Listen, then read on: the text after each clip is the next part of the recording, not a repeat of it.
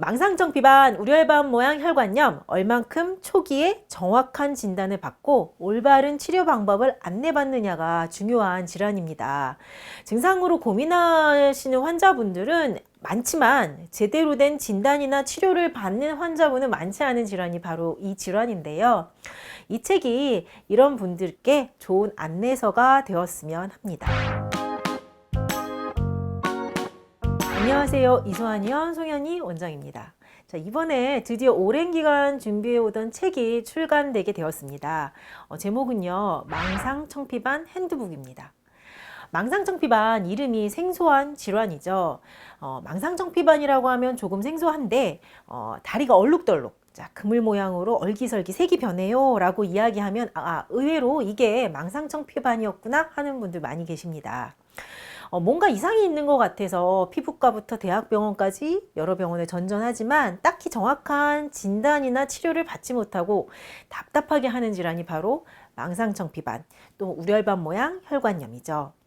자, 저한테까지 이 질환으로 치료를 위해 오시는 분들이 공통적으로 하시는 말씀이 아니 도대체 어딜 가도 속 시원한 진단이나 치료법이나 예후 등에 대해서 듣지 못했다라고 이야기하십니다. 많은 분들께 망상청피반, 우려혈관 모양 혈관염 혹은 청피반성 혈관염에 대해 정보를 드리고자 이번에 책을 발간하게 되었습니다. 망상청피반 핸드북, 이 제목입니다. 책 소개를 한번 해보자면요. 자, 처음에는요, 망상청피반, 우려혈관 모양 혈관염을 포함한 만성적인 난치성 피부질환 치료를 위한 치료 방법인 피부호흡 건강온법에 대해 설명을 했습니다.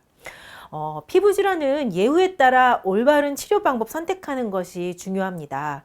자, 서양의학적인 치료 방법이 필요한 경우인지, 한의학적인 치료 방법이 필요한 경우인지, 혹은 두 가지를 병행하는 것이 좋은지 잘 선택하자는 것이 피부호흡 건강온법의 취지입니다. 그리고 치료만큼 중요한 것이 재발하지 않도록 관리가 되는 거죠.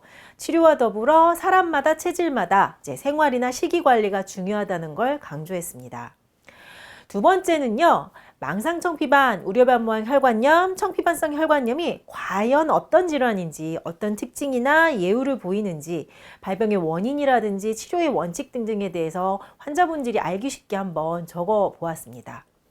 그리고 이제 이어지는 세 번째는 치료 사례인데요. 연령이나 형태나 히스토리별로 다양한 케이스에 대해 적어 보았으니까 이제 망상청피반, 우려혈관 모양 혈관염 환자분이시라면 나랑 비슷한 케이스를 한번 찾아보시고 비교해 보셔도 좋을 듯 합니다. 그 다음은 망상청피반, 우려혈관 모양 혈관염 환자들이 궁금해하시는 대표적인 질문들에 대해서 알기 쉽게 답해 보았습니다. 자, 그러니까요, 다리가 울긋불긋한 증상이 고민이신 환자분이라면 한번 잘 살펴보시면 좋겠습니다.